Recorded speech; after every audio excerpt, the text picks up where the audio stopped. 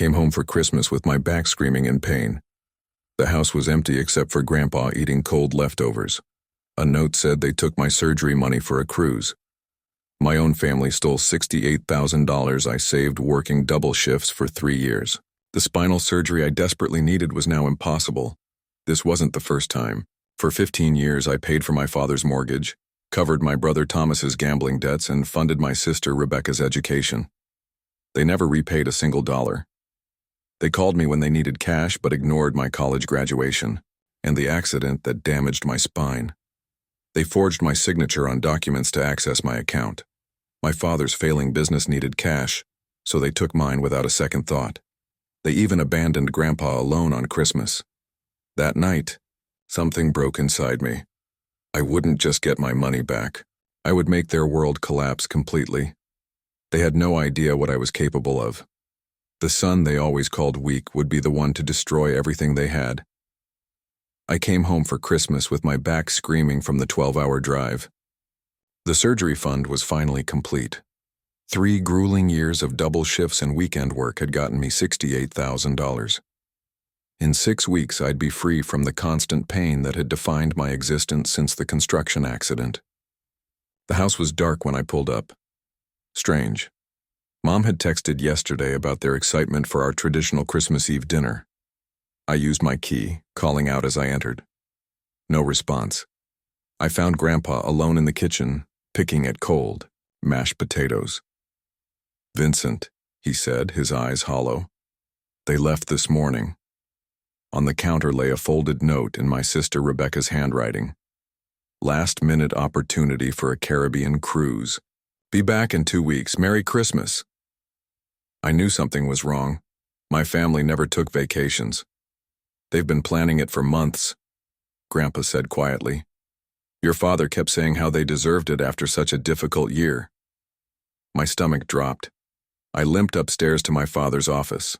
The safe was open, empty. My financial folders were scattered across the desk. Looking back, I should have seen it coming. Dad's business had been struggling. The signs were all there. With trembling hands, I called my bank. The account was empty. Every dollar of my surgery fund transferred 3 days ago. I didn't scream, I didn't cry. Something inside me hardened. Grandpa shuffled into the doorway. "I tried to tell them not to," he whispered. Rebecca said I was being dramatic. My phone chimed with a notification, a social media post from my brother Thomas, a selfie on a cruise ship, champagne in hand. "Starting Christmas celebrations early. Thanks for the generous gift, bro." They knew exactly what they were doing. They stole from their own son. They left their father alone on Christmas. I remember thinking this wasn't the first time they'd taken advantage of me. For 15 years, I'd been their financial safety net. Dad's mortgage payments when he lost his job, Thomas's gambling debts, Rebecca's student loans. Countless loans, never repaid. Each time I helped, they promised to pay me back. Each time they needed money again, they guilt-tripped me for hesitating. Family helps family, they'd say. But when I needed support, they were nowhere to be found. I took Grandpa back to my apartment that night. No way was I leaving him alone in that house. The next morning, I called my boss at the data analytics firm. "I need 2 weeks unpaid leave." "Everything okay, Vincent?" "Family emergency," I replied. "I'll be back in January." I didn't know it then, but those 2 weeks would change everything. Over the following days, as Grandpa settled into my spare room, I began what I would later call the ledger. A spreadsheet, documenting 15 years of financial help I'd provided, $48,000 for Thomas's gambling debts, $32,000 for Rebecca's student loans, $76,000 toward my parents' mortgage, countless smaller loans never repaid. Each entry included dates, amounts, and promises made. The pattern was undeniable. My back pain worsened without the surgery I'd been counting on, but clarity of purpose kept me focused. I dug deeper, requesting my credit reports. There were loans I didn't recognize, small business loans from 3 years ago when I was working overseas. My signature, forged. The betrayal was deeper than I thought. They hadn't just stolen my surgery money, they'd been stealing my identity for years. I contacted former employees at my father's company. A pattern emerged. The business was failing. Dad had been moving money between accounts, keeping up appearances. I visited the bank manager who had processed the transfer of my surgery fund. "Your father presented a power of attorney document," she explained, showing me the form. The signature wasn't mine, not even close. I remember sitting in my car afterward, gripping the steering wheel until my knuckles turned white. This wasn't an impulsive decision. They had systematically planned to steal from me, prepared the paperwork, and timed their escape. That night, I made my decision. I filed police reports, contacted the FBI's Financial Crimes Division, secured a lawyer specializing in identity theft and fraud. Every discovery reinforced my resolve. I wasn't seeking revenge. I was pursuing justice methodically and by the book. Looking back, I see now that moment was when I truly changed. The compliant, helpful son died in that bank parking lot. In his place rose someone colder, more calculating. 14 days later, their cruise ship docked. I tracked their return flight online. Grandpa insisted on coming with me. "I need to see their faces," he said. We waited in the living room as their taxi pulled into the driveway. Laughter floated through the front door as they entered, tanned, and relaxed. The laughter died when they saw us. "Vincent," my mother recovered first. "We were going to call you. Such an amazing opportunity came up." "Where's my money?" My voice was calm. My father stepped forward, always the authority figure. "Now, son, we borrowed your savings for an investment opportunity. You'll get it back with interest." I remember thinking how easily the lies came to him. How confident he was that I would back down like I always had. I opened my laptop, turned it toward them. The ledger filled the screen, 15 years of exploitation quantified. "You didn't borrow anything. You stole it. You forged documents. You committed fraud." Rebecca laughed nervously. "You're being dramatic. It's just money between family." "It was my surgery fund." "You can reschedule." Thomas waved dismissively. "Dad's business deal will pay off big time. You'll thank us later." I pulled out a folder containing documents for them to sign. Admission of theft, promissory notes, a payment schedule. "Sign these. Return my money with interest by the end of the month. Or I go to the police with everything I've found." My father's face darkened. "You ungrateful little." He stepped toward me aggressively. Grandpa moved between us. "Richard, don't." "Stay out of this, old man," my father snapped. "Vincent's always been weak. No one will believe him over us." I smiled for the first time in 2 weeks. "I was hoping you'd say that." I reached into my pocket, pulled out my phone, stopped the recording app. "I've been documenting everything since Christmas Day." Their expressions shifted as realization dawned. "I've already filed police reports. The FBI is investigating the fraudulent loans in my name.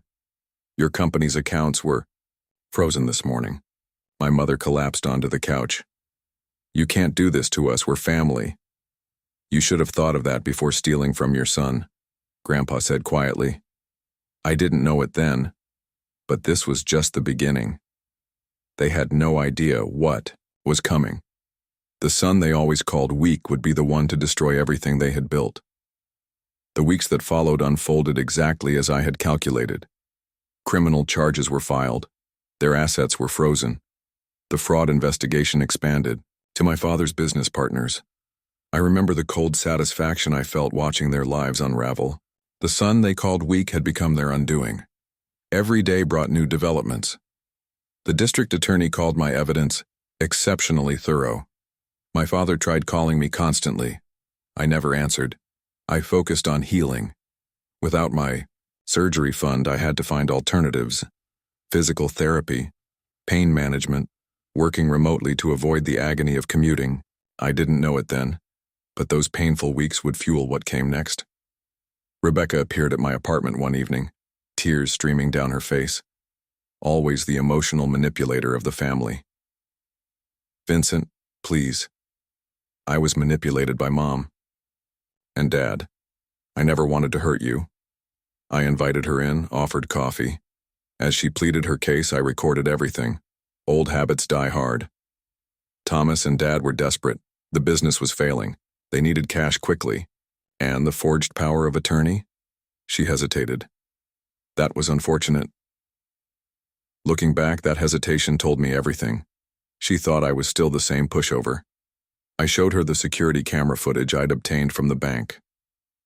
Rebecca, at the notary's desk overseeing the document's preparation. Her expression hardened instantly. Fine, so what? The business is more important than your stupid back. You've always been able to endure pain. The rest of us aren't as strong. The mask had dropped. There was the true Rebecca, the one who saw my pain as an inconvenience, my suffering as a currency they could spend.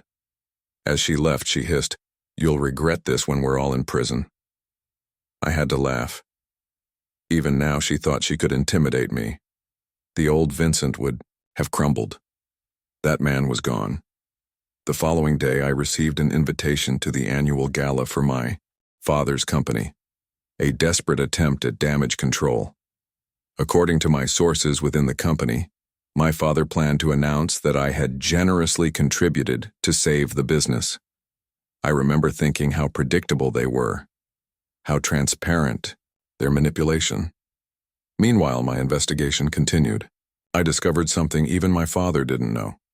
Rebecca had been embezzling from the company for years, maintaining a secret luxury condo and lifestyle. She wasn't just complicit in their scheme, she was the architect. I kept this information in reserve, waiting for the perfect moment. My back pain worsened without the surgery. Some days I could barely walk, but clarity of purpose sustained me. Each step of my plan executed flawlessly, building toward the final act. I didn't know then that my suffering would soon end, but theirs was just beginning. The night of the gala arrived. I entered the grand ballroom leaning heavily on my cane. Familiar faces everywhere, business associates, family friends, all unaware of what was about to unfold. My father spotted me from the stage where he was preparing to speak. Surprise and then calculated welcome spread across his face. He believed I'd come to reconcile, to protect the family name. I remember thinking how small he looked up there, how vulnerable, the powerful father figure of my childhood reduced to a desperate con man clinging to appearances. "Ladies and gentlemen," he began, voice booming with artificial confidence. "Tonight is about family and legacy. I'm especially pleased to welcome my son, Vincent, whose generous contribution has helped secure our company's future during challenging times." Polite applause as he gestured for me to join him on stage. I made my way forward, each step measured and deliberate despite the pain. "Thank you, Father," I said, taking the microphone. "I would like to say a few words about family and legacy." I nodded to a technician I'd paid generously.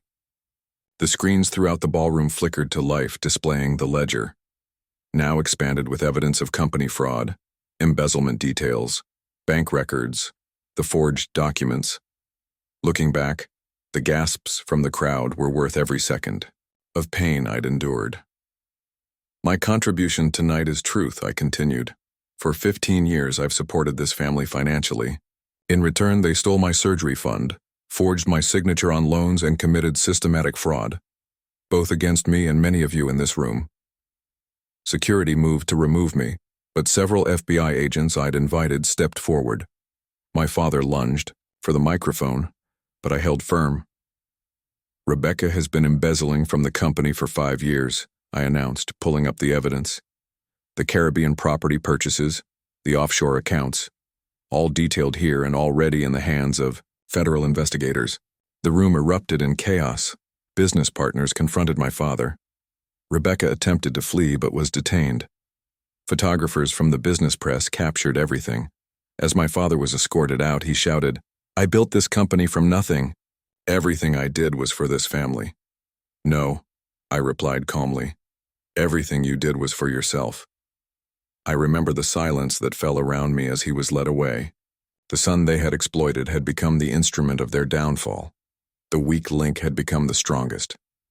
3 months later, I sat in my new office. My data forensics firm, specializing in fraud detection, had already secured contracts with 2 major banks. The criminal trials were ongoing, but the outcomes were certain. My family members faced years in prison and complete financial ruin. The settlement from the civil suit had paid for my surgery. The pain was finally subsiding. A letter arrived from the women's correctional facility where my mother was being held. I recognized her handwriting on the envelope. "Dear Vincent," it began. "I cannot sleep knowing what we did to you. The look in your eyes that night at the gala haunts me. I understand now the depth of our betrayal." The words continued with seemingly heartfelt remorse. Mentions of therapy and prison, requests for forgiveness, possibilities of redemption. For a moment, something softer flickered within me. The ghost of the dutiful son I once was. My phone rang. It was my lawyer. "Vincent, your testimony secured additional charges against Rebecca. The evidence you provided about her offshore accounts helped uncover a larger network. She's looking at 15 years minimum." I looked at my mother's letter, then at the framed photo on my desk. Grandpa and me in front of our new home, both smiling for the first time in years. I fed the unfinished letter into the shredder beside my desk, watching it disappear strip by strip. "Some debts," I said to the empty room, "can never be repaid." I stared at the shredded remains of my mother's letter.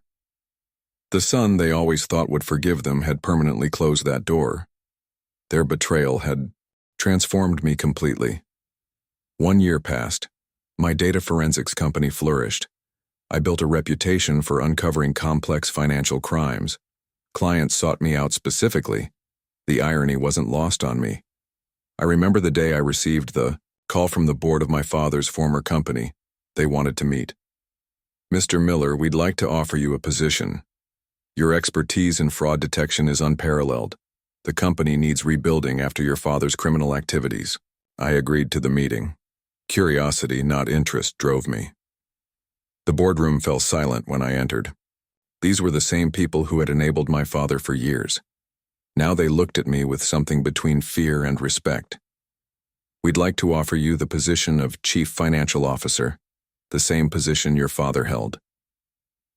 Looking back, I should have seen this coming. Their desperation was palpable. Why would I work for the company that helped ruin my life?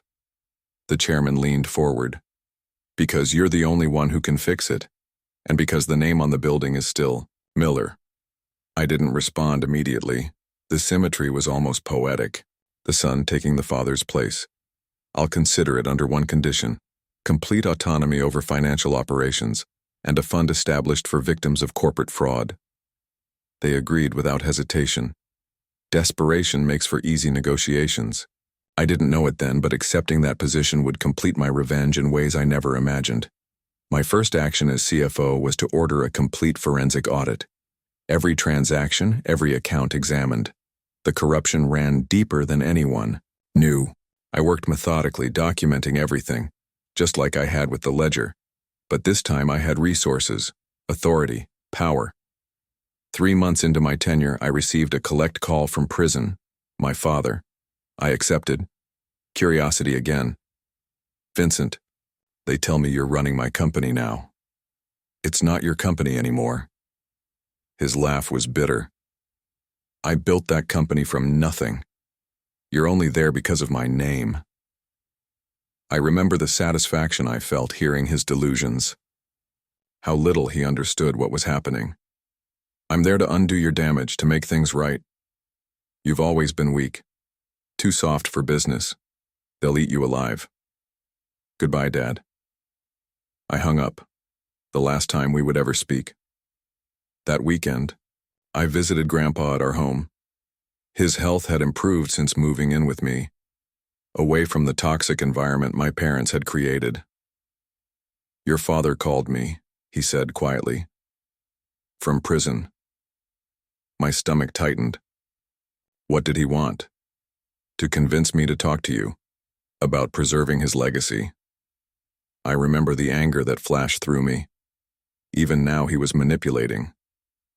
What did you tell him? Grandpa smiled. That he lost the right to ask anything of you the moment he stole your future. I hugged him, the only family member who had ever truly cared. The company's annual gala approached. 1 year since my public exposure of their crimes. The board wanted a show of strength, a new beginning. I had other plans. The night of the gala, I took the stage to thunderous applause. The prodigal son who had returned to save the family business. Ladies and gentlemen, 1 year ago I stood on this stage and revealed the truth about Miller Enterprises. Today, I stand here to reveal a new truth. Looking back, the silence in that room was deafening. Everyone sensed something momentous was coming. The company as you knew it is being dissolved. The assets will be used to create the Miller Foundation for Financial Ethics and Victim Restitution. Gasps rippled through the crowd. For too long, this company profited from corruption. That ends today. The board members rushed toward the stage, faces contorted with rage. Too late. The papers had been signed that morning. The press release, already distributed. I stepped back from the microphone as chaos erupted. The revenge was complete. The company my father had built through deception would become a force for good.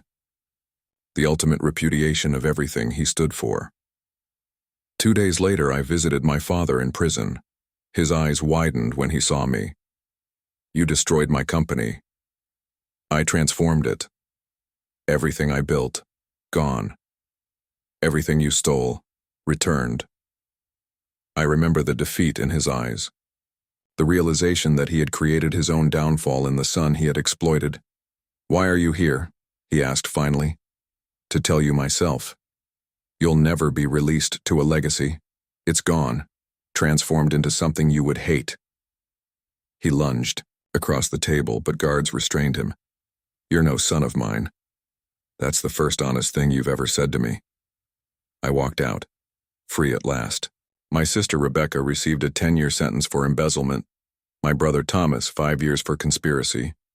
My parents, 15 years each for fraud, identity theft, and elder abuse against Grandpa. I visited none of them again. 6 months later, I stood at the Isaumigar opening of the Miller Foundation's first office. Reporters gathered to hear my speech. Financial abuse happens everywhere, in companies, in families. Today, we start fighting back. I didn't know it then, but that foundation would eventually help thousands of victims, people like me who had been exploited by those they trusted. That evening, I sat with Grandpa on the porch of our home. His health had continued to improve. We watched the sunset together. Are you at peace now, Vincent? He asked. I considered the question carefully. The pain in my back was gone, thanks to the surgery I'd finally had. The family that had caused me nothing but pain was paying for their crimes. The name they had tarnished was being redeemed. Not peace, I said finally. Justice. Sometimes I wonder if I went too far. If the dutiful son I once was would recognize the man I became. Then I remember Christmas night. Finding Grandpa alone. The cold calculation of their betrayal. No. They made their choices. I made mine. The foundation thrived.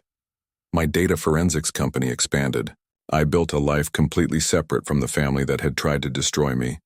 Occasionally, letters would arrive from prison. My mother, my sister, my brother, all seeking forgiveness, all claiming to have changed. I never opened them. Some debts can never be repaid. Some betrayals can never be forgiven. The son they called weak had become stronger than they ever imagined. The family they sacrificed for money lost everything. The legacy they thought would endure was transformed into its opposite. That's the thing about revenge. When served cold, it lasts forever. 5 years had passed since the Miller Foundation launched. My life had changed completely. The foundation now operated in 12 states. My data forensics company had tripled in size. I remember sitting in my office reviewing quarterly reports when my assistant buzzed the intercom. Mr. Miller, There's a young woman here to see you. Says her name is Sarah Miller. I froze. Sarah Miller. My niece. Rebecca's daughter. I hadn't seen her since she was 14, before everything fell apart. Send her in. Sarah entered, now 20. The resemblance to Rebecca was striking, but there was something different in her eyes. A wariness, a hardness. Uncle Vincent, thank you for seeing me. I gestured to the chair across from my desk. What can I do for you? I need to understand. What happened? Mom refuses to talk about it. Dad disappeared after the divorce. Grandma and Grandpa won't see me. I didn't know it then, but this conversation would reopen wounds I thought had long healed. What do you want to know? Everything. Why our family destroyed itself. Why I spent my teenage years with foster parents while everyone I loved went to prison. I studied her face. No manipulation, no hidden agenda, just pain. Your family stole from me, used me, for years. The cruise was the final straw. I told her the whole story, the ledger, the surgery fund, the forgeries, the years of exploitation. Her face remained impassive. And Grandpa? Your grandfather? He lives with me now. Has for 5 years. She nodded slowly. Mom says you're vengeful, that you could have resolved this privately. I remember the anger that flashed through me, still controlling the narrative, even from prison. They had every chance to make it right. They chose otherwise. Can I see him, Grandpa? I hesitated, then called him. He agreed immediately. That weekend, Sarah came to our home. Grandpa embraced her, tears streaming down his face. I kept my distance, watching. Looking back, I should have anticipated what came next.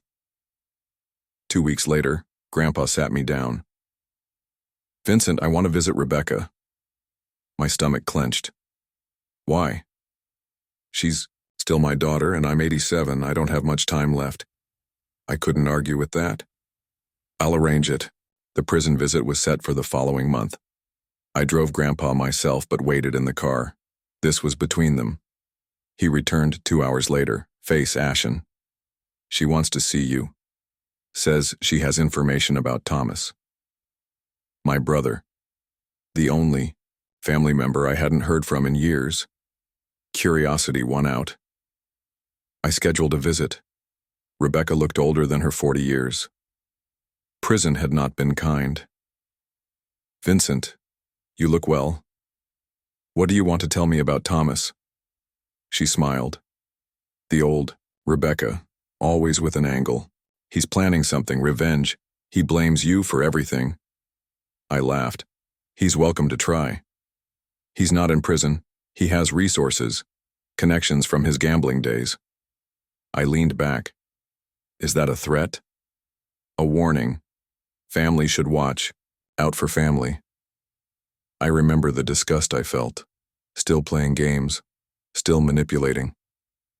We're not family. Not anymore. As I stood to leave, she grabbed my wrist. I've changed, Vincent. 5 years is a long time to think. Not long enough to pay for what you did. I walked out, but her warning stayed with me.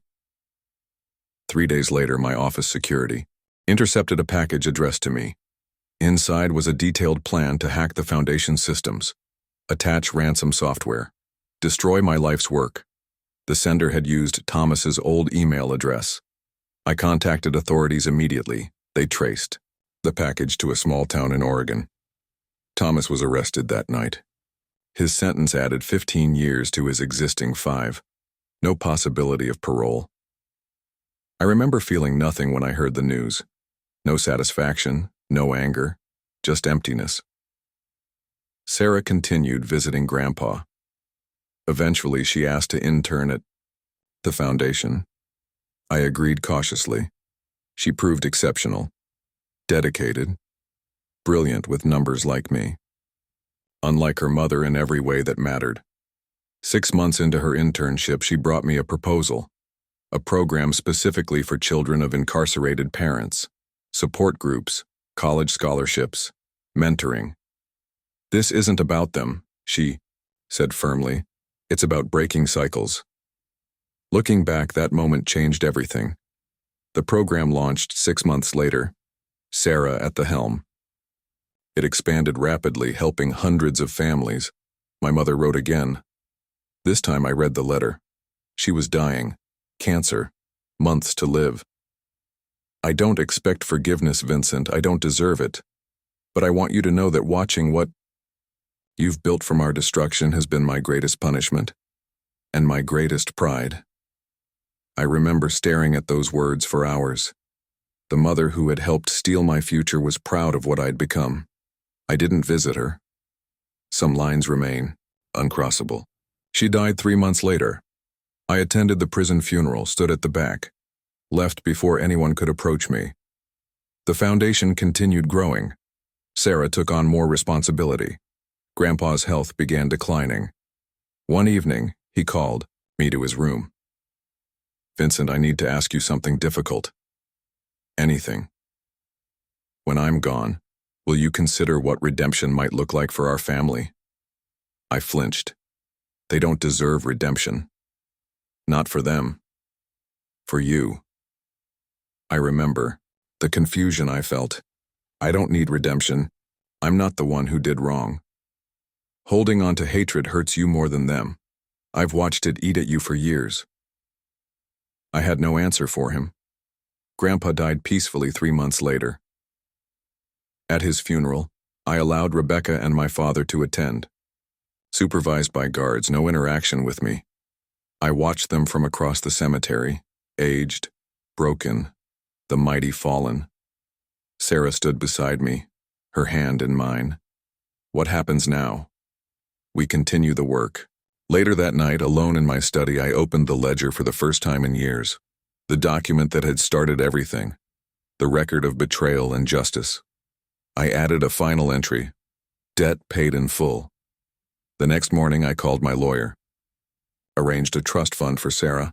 Made her the successor to the foundation. Ensured my legacy would continue regardless of what happened next. 2 weeks later, I received a letter from the prison parole board. My father was eligible for early release due to declining health. They wanted my input as the victim. I remember staring at that letter for days. The power it represented. The final turn of the screw. I wrote back a single sentence. I have no objection to the release of Richard Miller. Not forgiveness, not reconciliation, but maybe, as Grandpa suggested, a step toward my own freedom. The son they called weak had become the man who held their fate in his hands, and chose finally to release it, not for them, for me. My father was released 6 months after Grandpa's funeral. His health had deteriorated drastically. Heart problems, diabetes complications. The prison doctor gave him a year at most. I arranged for a small apartment near a medical facility, paid the rent anonymously, provided a modest stipend for living expenses. Not forgiveness. Obligation. Sarah visited him regularly, brought groceries, drove him to doctor appointments, reported back to me occasionally. He asks about you every time. What do you tell him? The truth, that you're doing well, that the foundation is thriving. I remember the strange mix of emotions her words stirred in me. Satisfaction, resentment, maybe something like pity. One Tuesday morning, Sarah called. He's in the hospital, heart attack. They don't think he'll last the week. I'm sorry to hear that. And I was. Sorry for Sarah. Sorry for the grief she would feel. He's asking for you. I closed my eyes. The final request of a dying man. The son they called weak now held the power to grant or deny his father's last wish. I'll think about it.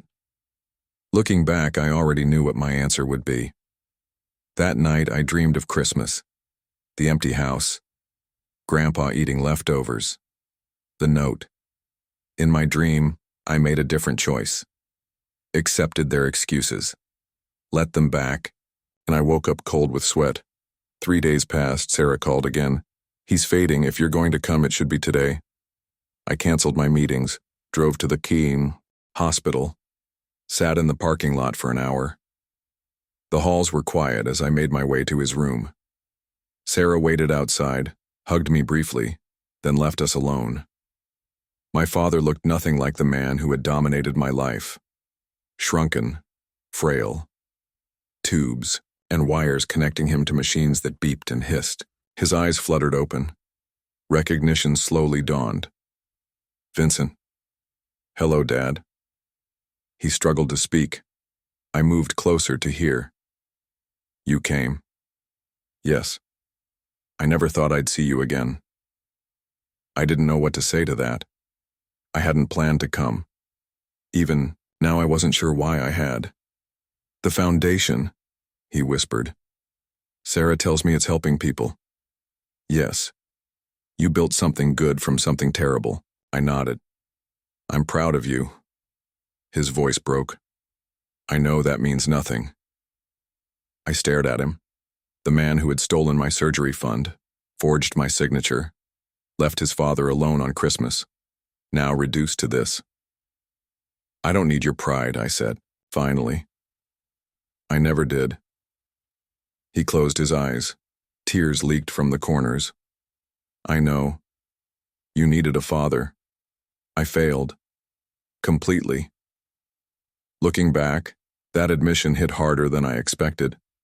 The acknowledgement I'd waited decades to hear. "Why did you do it? Take my surgery money?" He opened his eyes. Desperation.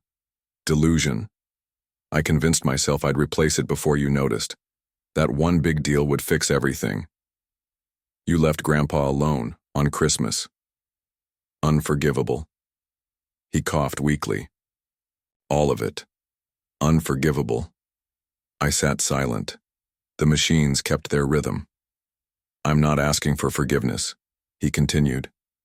"Just wanted to see you, one last time, to tell you I'm sorry, for everything." The words hung between us, words that would have meant everything once. Now they seemed small, insufficient. "I thought destroying you would make me feel better," I said finally. "It did, for a while. You did what I taught you. Use any advantage. Show no weakness. I'm not like you." "No, you're better. You always were." His monitor beeped more rapidly. A nurse poked her head in, checked the readings, then withdrew. "I have one request," he said. "When I'm gone, don't tell the Foundation story as just revenge. Tell it as redemption, too." I studied his face. The man who had shaped me, for better and worse. "Redemption is earned, not given." He nodded weakly. "I know, I failed. But you succeeded." I remember the strange peace that settled over me then. Not forgiveness, understanding. The cycle stopped with me. "I'll tell the truth, all of it." He closed his eyes. "That's all I ask." I stayed until he fell asleep. Left without saying goodbye. He died 3 days later. I attended the funeral, stood at the back, just like at my mother's. Rebecca was there, granted temporary release from prison. Thomas wasn't, he'd refused to come. Afterward, at the cemetery, Rebecca approached me cautiously. "Thank you for coming, and for what you did for Dad at the end." I nodded. "Vincent, when I get out next year, I want to make amends. Somehow. Live your life, Rebecca. Stay away from mine." Her face fell. "You'll never forgive us, will you?" "Forgiveness isn't the point, breaking the cycle is." I walked away, back to my car, back to my life. 6 months later, I gave a keynote address at a financial ethics conference. The audience filled a massive auditorium. CEOs, government officials, academics. The Miller Foundation began as an act of revenge, I told them. A way to transform a corrupt legacy into something meaningful, but it became more. A way to break cycles of abuse, financial, emotional, generational. I remember looking out at all those faces, strangers who knew my story only as a business case study. My family betrayed me in the worst possible way, stole from me, used me, left me in pain. I responded by dismantling everything they built. Their company, their freedom, their reputation. The audience was utterly silent. I thought that would heal me. It didn't. What healed me was building something they could never destroy. Something that helped others who had been exploited like me. Sarah joined me on stage. Now the Foundation's executive director. Today, we announce the launch of the Family Reconciliation Fund. For those who choose that path. Not because perpetrators deserve forgiveness, but because survivors deserve freedom from the past. The applause was deafening. Later that night, Sarah and I had dinner at my home. The home I once shared with Grandpa. Your father would be horrified by what we're doing, she said with a small smile. That's how I know it's right. We laughed. A real laugh. The kind I hadn't experienced in years. My phone chimed with a notification. A news alert. Thomas had been denied parole again. He'd gotten into another fight in prison. I turned off the phone. Uncle Vincent, are you really never going to forgive them? I considered her question carefully. Forgiveness implies the debt is canceled. Some debts can never be repaid. Then what was today about? Moving forward, not forgiving or forgetting. I remember thinking how far I'd come from that Christmas night. The pain was gone, physically and mostly emotionally. The son they thought was weak built something they couldn't tear down, I said. That's enough for me, Sarah nodded. Legacy is stronger than revenge. Yes. That's what Grandpa tried to tell me at the end. We sat in comfortable silence. The empire I'd built from their betrayal would outlast all of us. The Foundation would help thousands who had been exploited like me. I hadn't forgiven them. I never would. But I had freed myself from their power. The final victory was living well. The best revenge wasn't destroying them. It was building something beautiful from the wreckage they left behind.